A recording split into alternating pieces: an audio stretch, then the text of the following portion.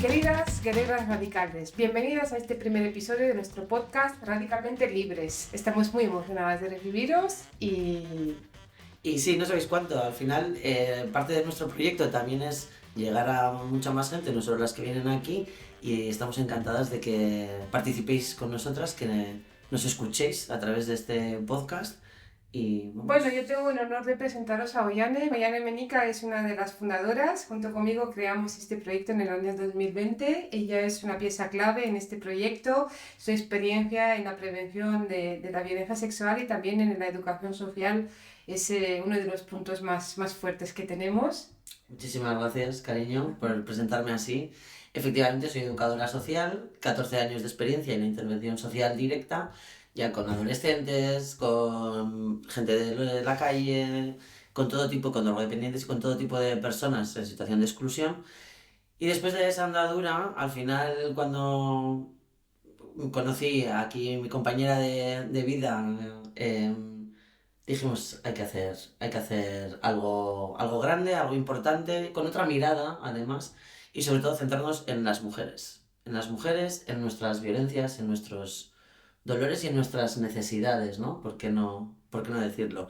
Y de ahí surgió este grandísimo proyecto que llevamos ya 4 años ya, que espero que os llegue, que compartáis, que nos acompañéis y que difundáis.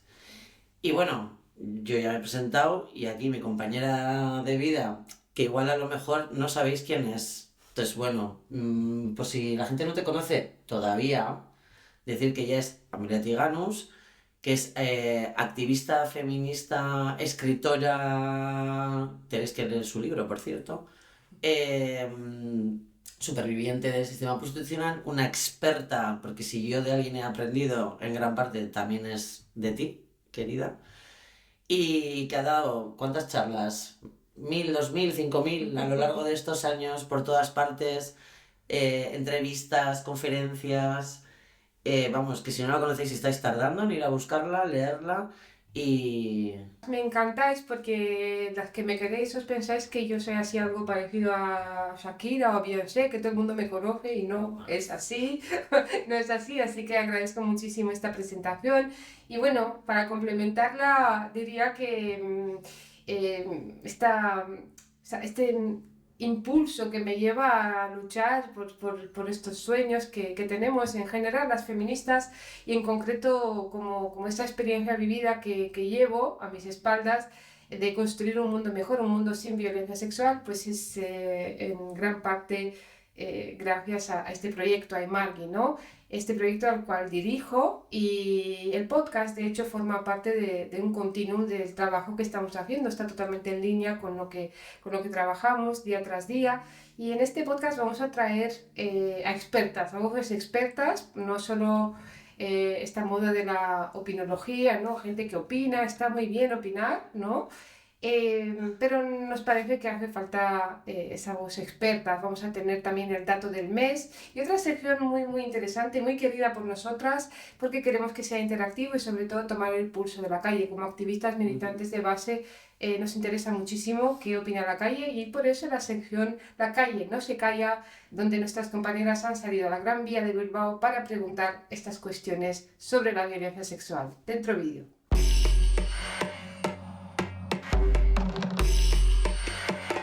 ¿Qué es la violencia sexual? Pues yo supongo que hay varias cosas, ¿no?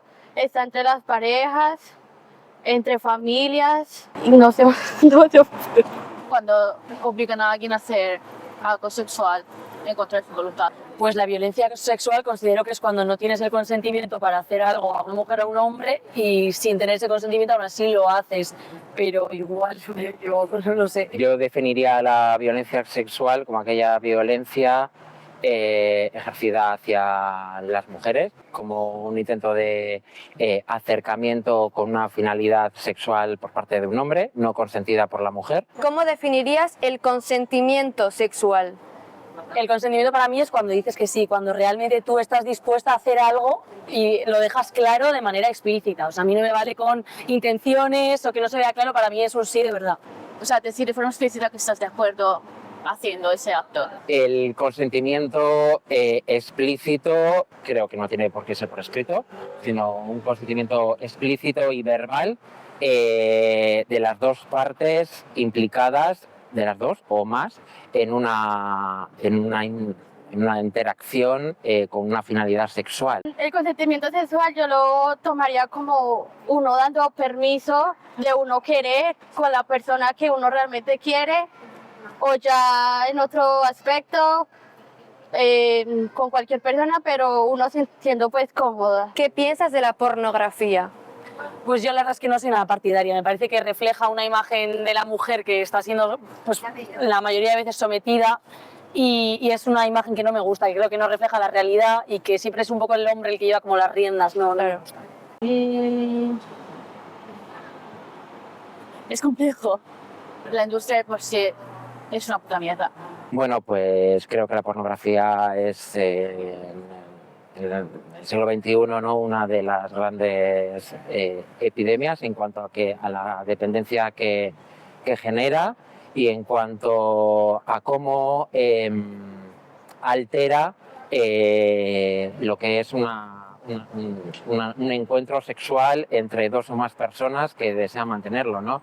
Al final establece como una serie de códigos no naturales y con una finalidad de difusión y generar esa dependencia dentro de un mercado económico que creo que es lo que hay detrás. ¿Y para ti qué es la libertad sexual? Poder hacer, o sea, tener elecciones en ese contexto sin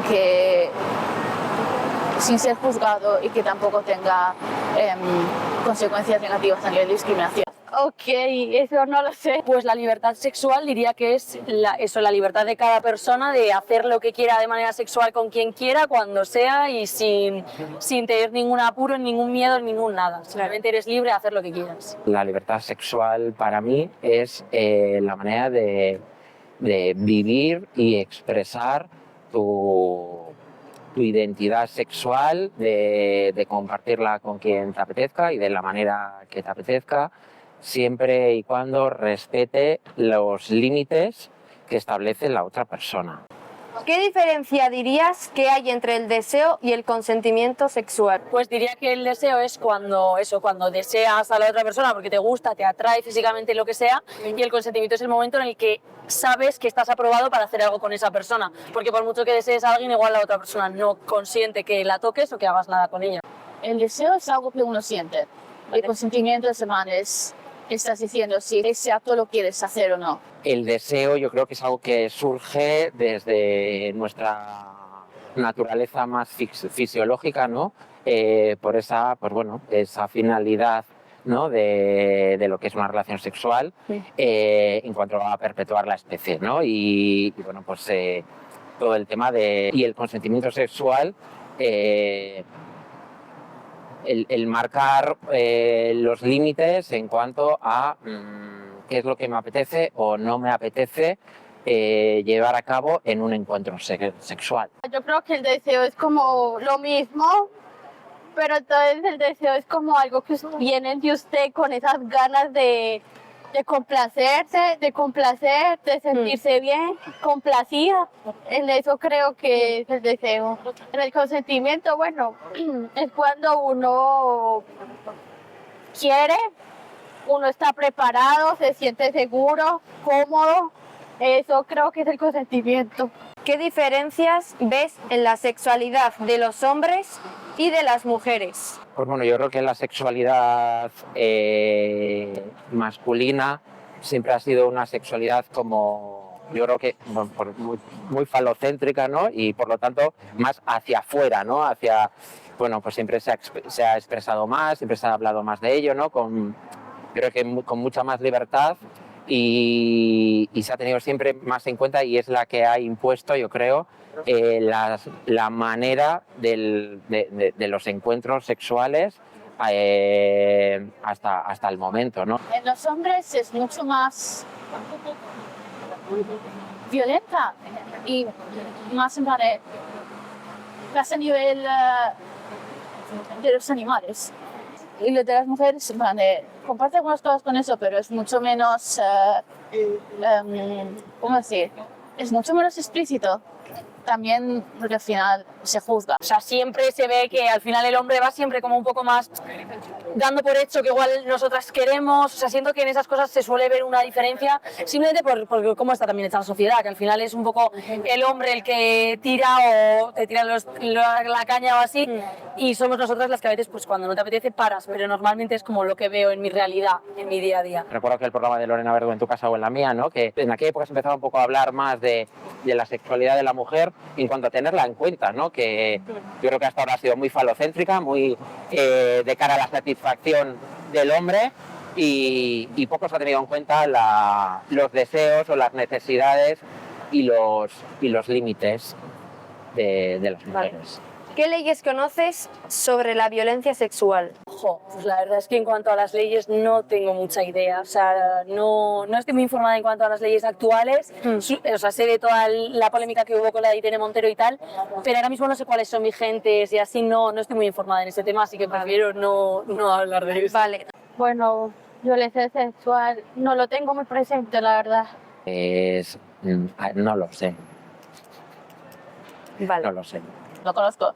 En plan de, sé la cosa básica, en plan de, pues yo qué sé, te ponen, obviamente, pues sí, pena de cárcel, algo así, a nivel de si se trata de una agresión sexual y tal, pero vamos, cosas en específico, no sé. Pues qué maravilla, ¿verdad? La calle ha hablado y yo no sé si...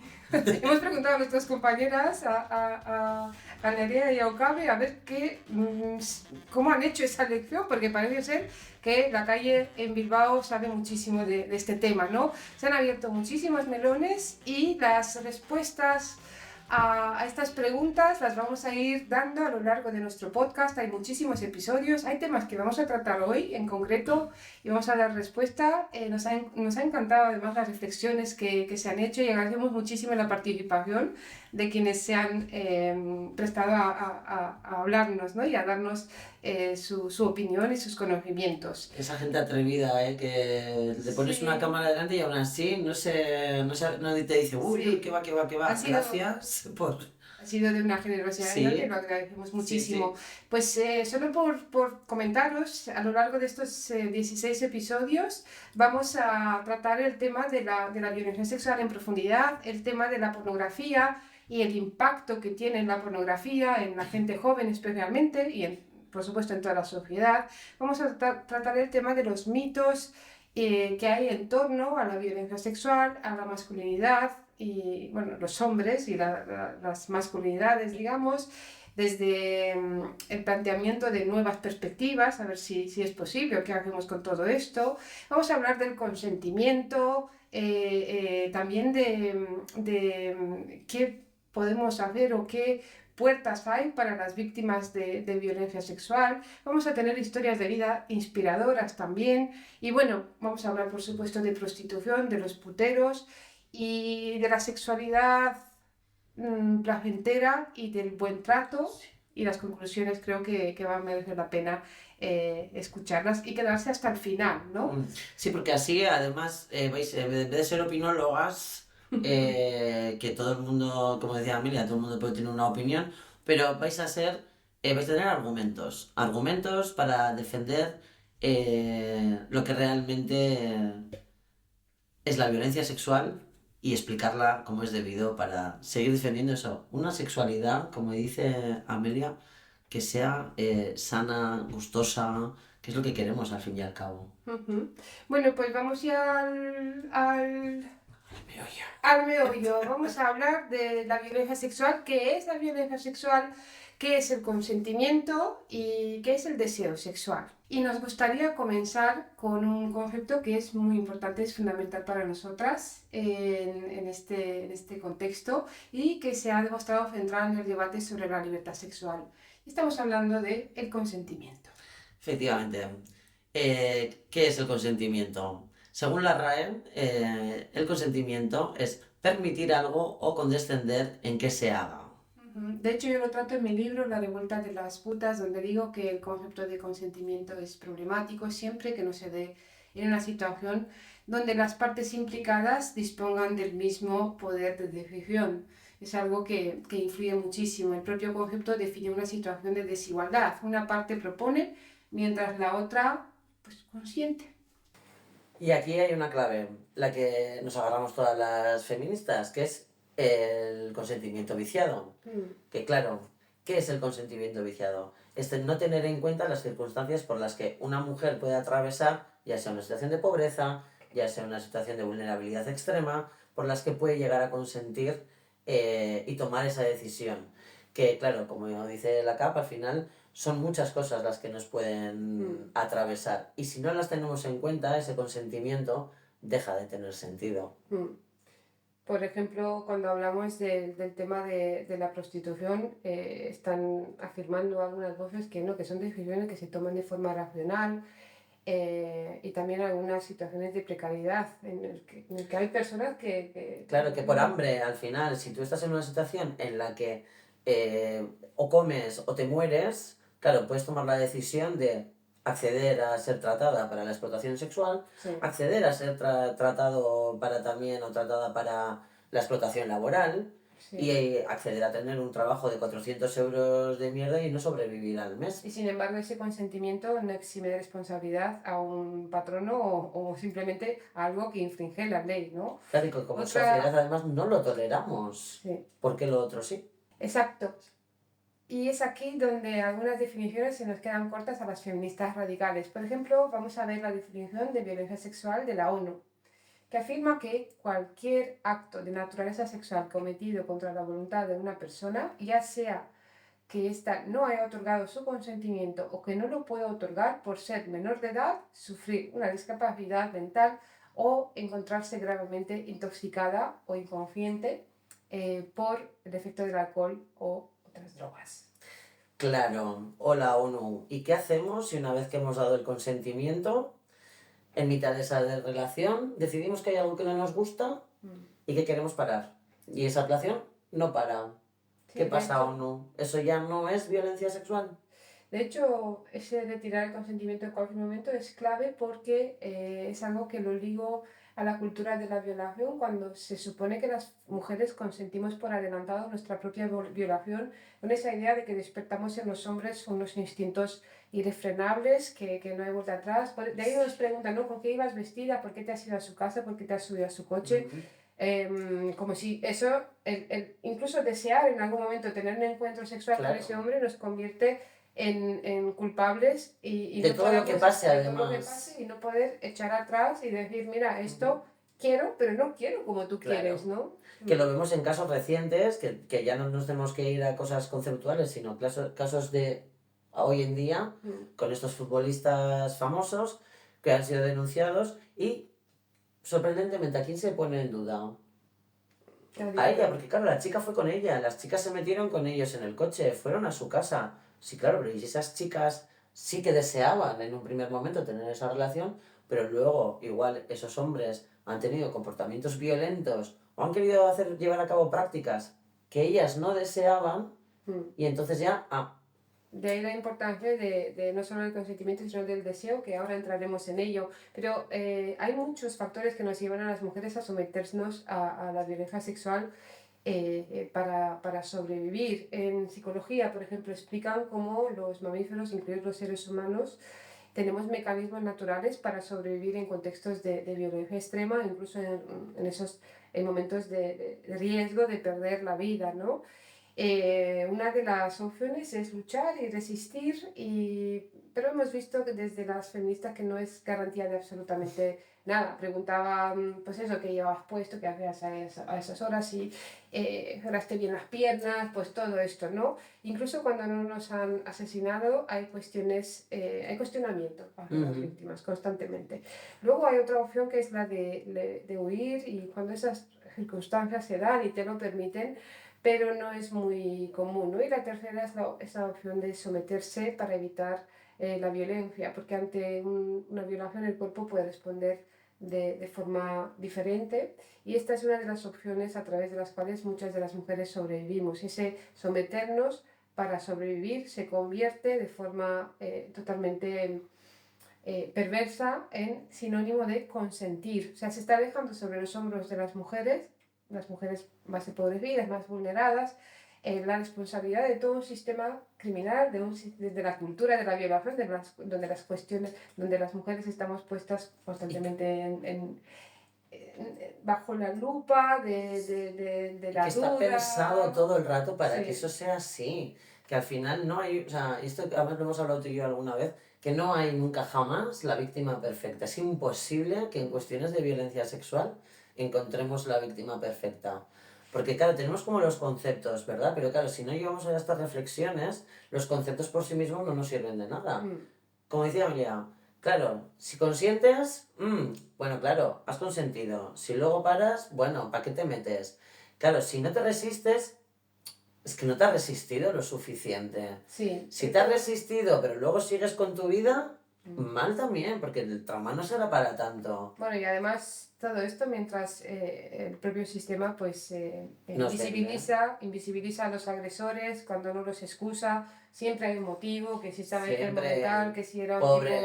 que si era un tipo normal, que saludaba, y bueno, ahí tenemos también el Claro. caso de Pericot, de Dominique Pericot, Imagínate. de este depredador, de este violador. Él y los otros 70 y tantos que... Y sus cómplices, esa es la es. definición de la fratría, ¿no? Pero vamos a seguir con otro concepto que también nos interesa muchísimo en este contexto, que es la violencia digital, que es algo que últimamente nos tiene que importar cada vez más. Según el Fondo de Población de las Naciones Unidas, la violencia digital es un acto de violencia perpetrado por uno o más individuos contra una persona por razón de su género, que tiene su origen en la desigualdad de género y en las normas de género, y que se comete, asiste, agrava y amplifica de forma total o parcial mediante el uso de las tecnologías de la información y las comunicaciones o los medios digitales.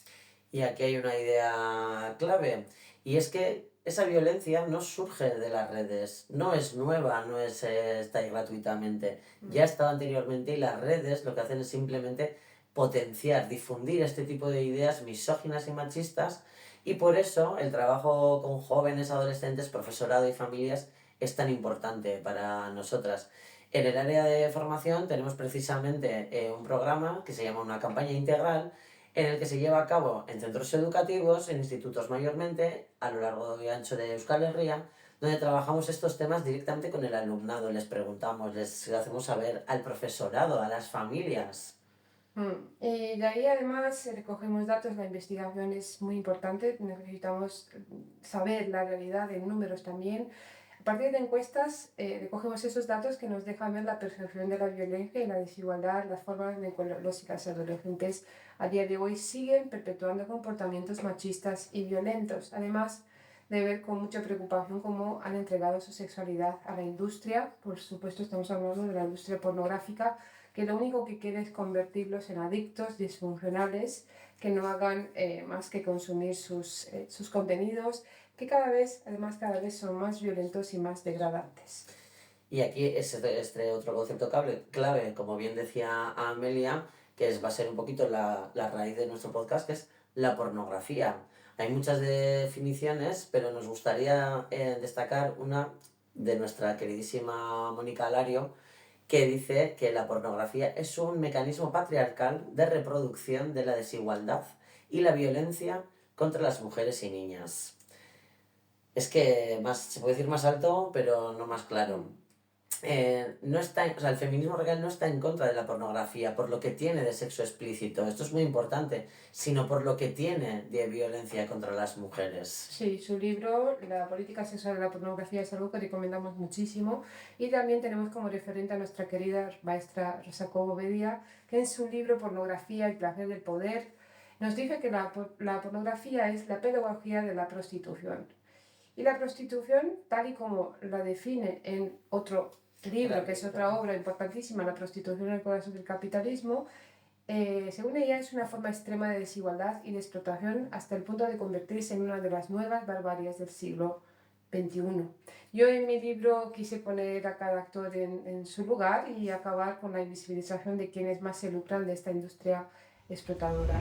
En la revuelta de las putas explico que el sistema prostitucional es un sistema que lo conforman los estados, que permiten y facilitan que esto exista, ¿no? Estamos hablando de los proxenetas, considerados además respetables empresarios de la noche, del sexo, los pequeños y grandes negocios que se lucran directamente con la existencia de este sistema, y los puteros, que son el brazo ejecutor que destruye mujeres y niñas a la vez que financian y sostienen este orden patriarcal, capitalista y racista, que es la prostitución. Pero también insisto en que hay en este sistema un agente clave, que es la sociedad, que cierra los ojos ante la violencia que muchas de nuestras hermanas sufren cada día en todos los rincones del mundo, a manos de nuestros padres, amigos, hermanos, maridos. Sí, incluso parejas. Y algunas oyentes dirán, pero bueno, eso de lo que estáis hablando se llama trata de personas y está penado por ley. Y efectivamente, el hecho de que algo esté penado no significa que haya un número de condenas suficientes como para que sean significativas. Es decir, que un delito, por ejemplo, no sea visible o que se den pocos delitos no significa que no exista ese delito, sino que no se persigue vehementemente o con la suficiente fuerza o ganas ese delito. De hecho, vamos a la definición de trata de personas y veréis cómo en realidad hay un hilo conductor en todo esto que estamos contando. Porque según el protocolo de Palermo, por trata de personas se entenderá la captación, el transporte, el traslado, la acogida o la recepción de personas, recurriendo a unos medios que pueden ser la amenaza, el uso de la fuerza u otras formas de coacción, el rapto, el fraude, el engaño, el abuso de poder o de una situación de vulnerabilidad, o a la confección o recepción de pagos o beneficios para obtener el consentimiento de una persona que tenga autoridad sobre otra con fines de explotación. Y ojo, porque aquí el protocolo de Palermo da una de las claves que ya introducíamos anteriormente. El consentimiento dado por la víctima de la trata de personas a toda forma de explotación no se tendrá en cuenta cuando se haya recurrido a cualquiera de los medios enunciados en dicho apartado. Es decir, cuando se hace uso de esa fuerza, del abuso de superioridad. Y es lo que venimos llamando el consentimiento viciado, porque muchas de las víctimas de trata saben que van a ser prostituidas en el destino, pero lo que no saben es en qué condiciones. Ese engaño hace que su consentimiento esté viciado. Pero lo más importante es la parte que menciona una situación de vulnerabilidad, porque este grupo podría estar todas las mujeres prostituidas por lo que hacen, por una necesidad económica o hayan sido víctimas de abusos en la infancia, ¿no? El consentimiento dado en estas situaciones no es válido y no es algo que hayamos acordado a nivel mundial con instrumentos internacionales como el Protocolo de Palermo. Bueno, como todavía no tenemos vuestras valiosísimas aportaciones o preguntas que podáis tener, vamos a tirar de este hilo del vídeo que ya hemos visto antes de La calle no se calla, en el que hemos podido ver que alguna duda sí que tenemos con respecto a la legislación actual vigente. Y para esto hemos decidido que pues hablen las expertas porque ellas sí que saben.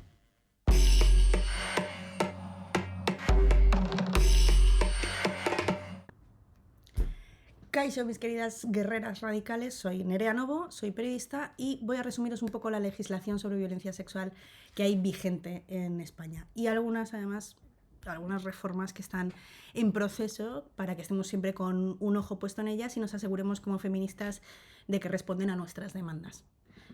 Para empezar, es un tema muy complejo, en el que hay además un factor de subjetividad importante y legislar sin la perspectiva feminista nos llevaría a diseñar leyes que no son efectivas a la hora de prevenir ni de castigar a los culpables. Ya veremos en el capítulo, en el episodio siguiente precisamente, el porcentaje de violencia sexual que perpetran los hombres con respecto a las mujeres.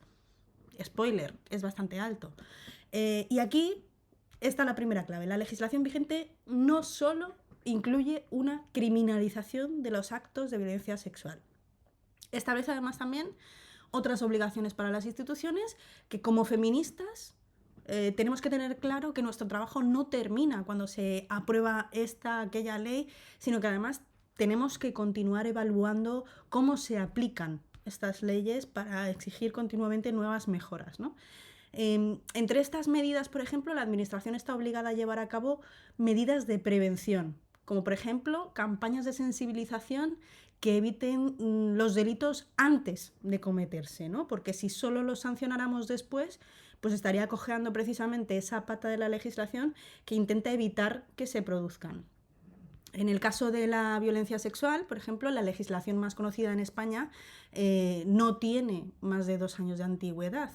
Fíjate que nos ha costado conseguirla, pero bueno, se trata de la Ley Orgánica 10/2022 de Garantía Integral de la Libertad Sexual, más conocida popularmente como la Ley del Solo sí es sí. Esta ley se aplica a cualquier acto de naturaleza sexual no consentido o que condicione el libre desarrollo de la vida sexual en cualquier ámbito público o privado, dice, incluyendo además el ámbito digital. La polémica ha rodeado a esta ley prácticamente desde sus inicios, pero la clave que me gustaría destacar aquí es que, como se ha difundido durante su aprobación, la ley pone en el centro el consentimiento de la víctima. Eso, por un lado, está genial. Por otro, volvemos a ver en la práctica cómo las mujeres son las cuestionadas en los procesos judiciales, en este caso para demostrar su voluntad, que es algo además muy, muy difícil de demostrar, ¿no? Porque volvemos a lo de siempre, su palabra nunca es suficiente para la justicia patriarcal. Nuestra palabra no vale nada para ellos, ¿no?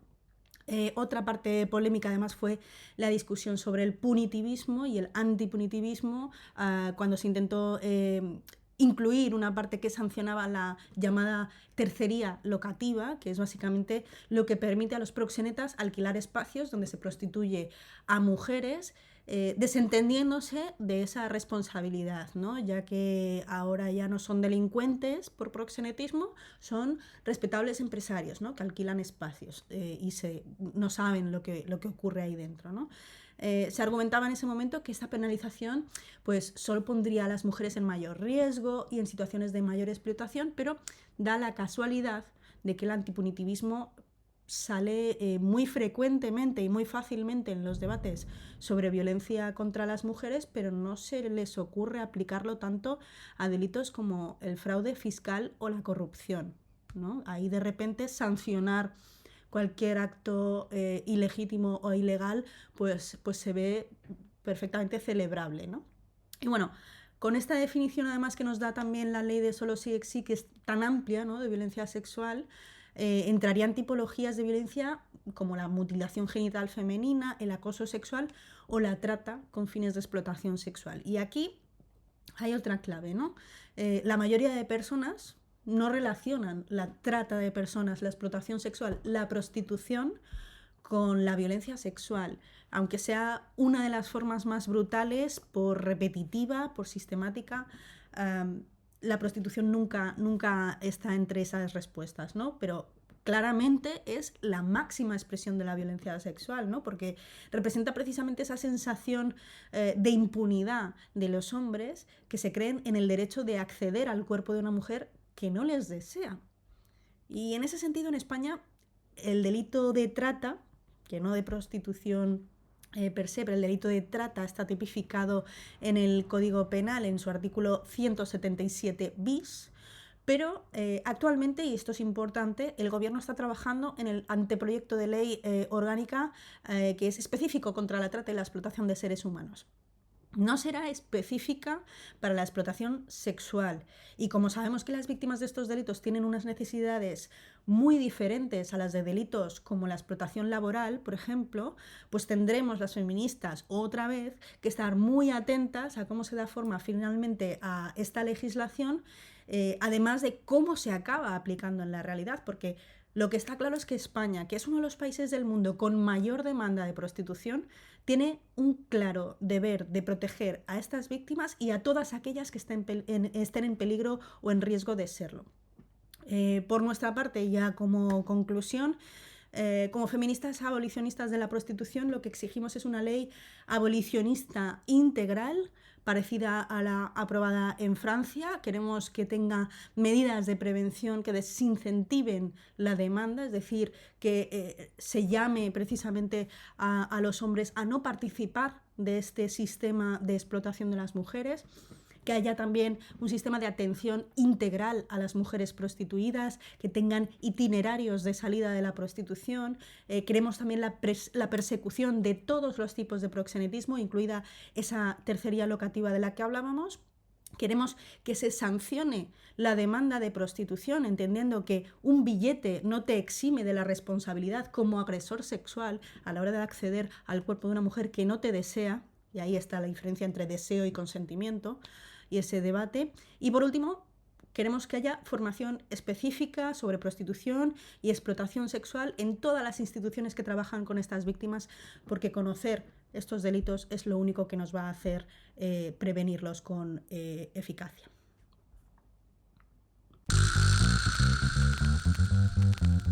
Lo primero que hay que dejar claro es que la normativa internacional no solo define y criminaliza las conductas violentas o inapropiadas, sino que también ofrecen protección a las víctimas y establecen mecanismos de prevención y sensibilización que a veces se nos sube un poquito el antipunitivismo por las faldas y, oh sorpresa, solo se menciona cuando hablamos de delitos contra las mujeres. Sí, efectivamente. A nivel internacional, uno de los pilares más importantes es la Convención sobre la Eliminación de todas las formas de discriminación contra la mujer, su acrónimo CEDAW, adoptada por la Asamblea General de la ONU en 1979. La CEDAW establece un marco integral para abordar la discriminación y la violencia contra las mujeres.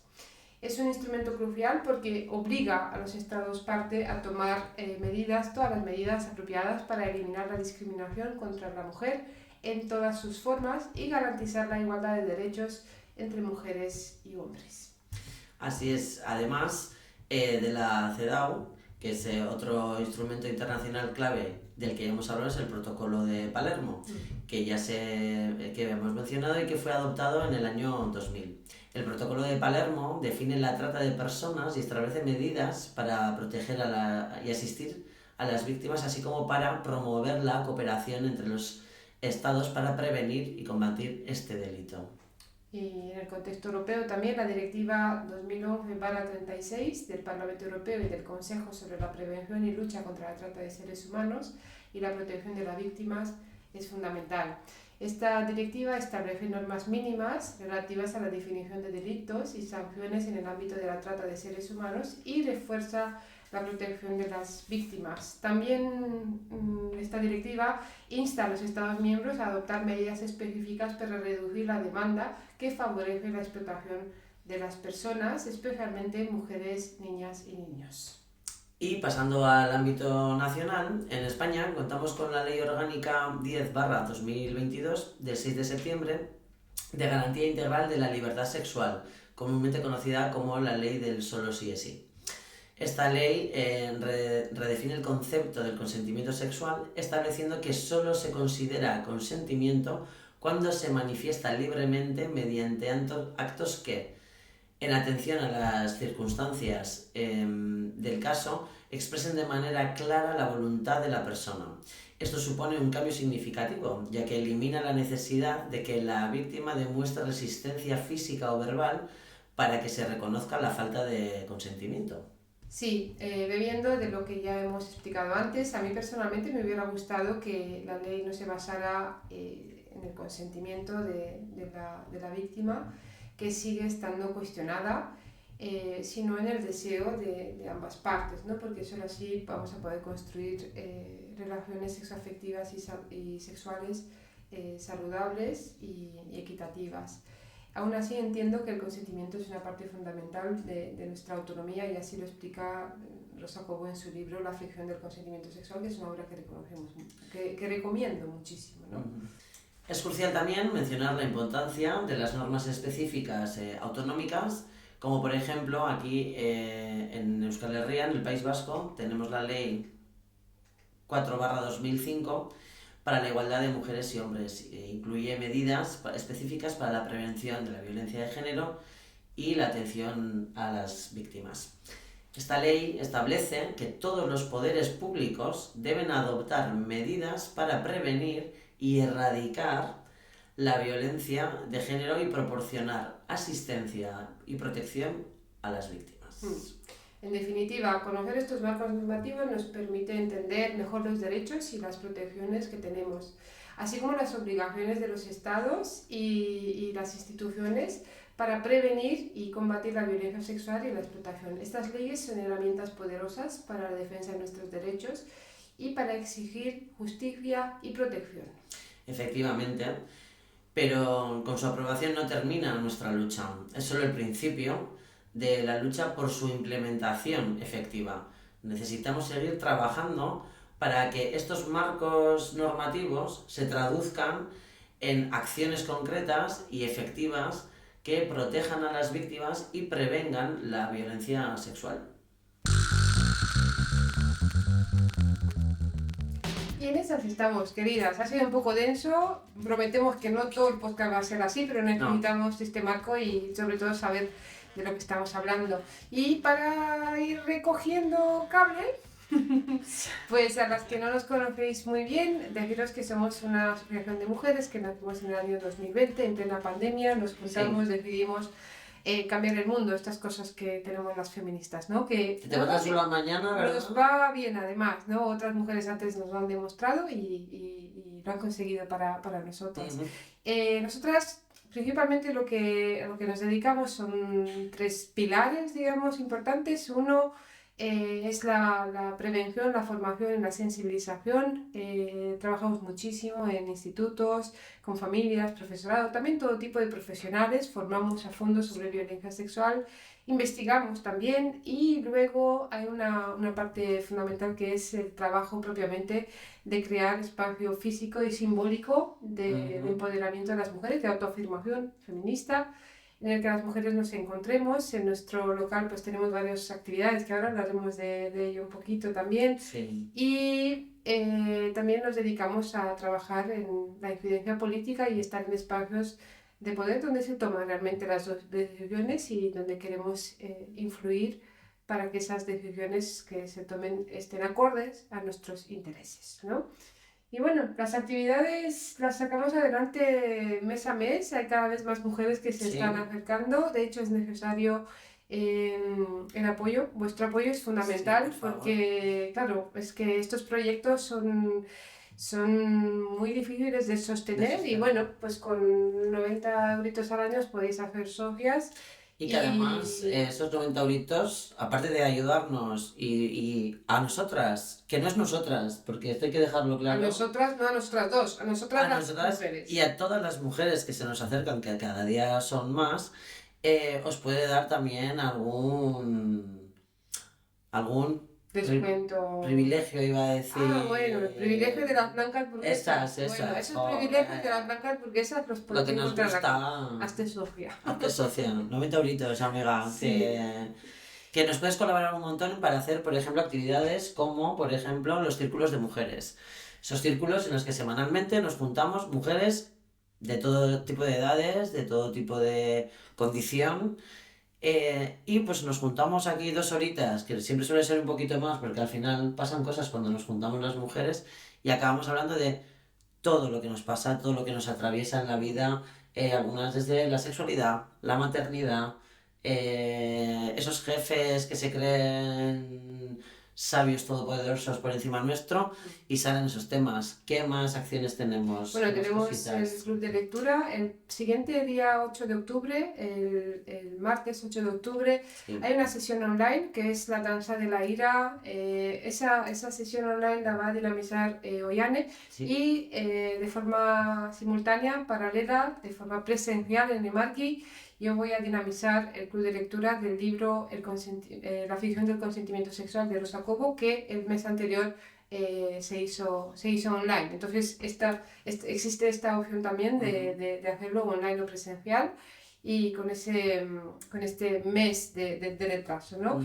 Y bueno, seguirnos en las redes, en nuestro canal de Telegram, ahí lo vamos difundiendo sobre nuestras actividades. Diferentes actos, formaciones que damos también aquí a veces en el propio local, hacemos muchas cositas. Sí, y recordad que este podcast está disponible en el último sábado de cada mes, vais a tener una nueva entrega, así que dejadnos vuestros comentarios, podéis también mandarnos vídeos que queréis que que comentemos, sí. que de hecho Qué tenemos bueno. ahí una... Sí, que interacción. hoy era un poco, como decía Amelia, un poquito más denso para explicar de qué vamos a hablar, cuál es el marco en el que nos movemos y cuál es la realidad en la que vivimos, pero para ilustrar esa realidad en la que vivimos vamos a traer esos vídeos fantásticos que nos encontramos en las redes y que vamos a ir comentando de una manera un poquito más lúdica, vamos a decir. Venga, vamos a decir. Sí, porque a las feministas también nos divertimos. Somos divertidas también, sí.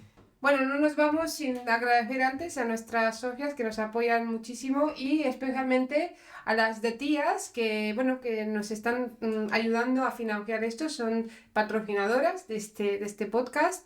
Si tienes, bueno, pues a tu amigo, a tu primo, o tú misma tienes un negocio y nos quieres apoyar con esto, pues cuenta con nosotras. Aquí tenemos la camiseta de tías, demasiadas mujeres víctimas del sistema patriarcal. Es absolutamente Una maravilla. una maravilla la O sea, camiseta y el fantasía. mensaje que transmite. Así que gracias por escucharnos, nos vemos en el próximo episodio y recordad ser radicalmente libres. Hoy y siempre.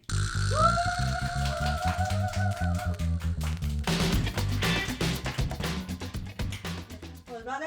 Ah, Vámonos.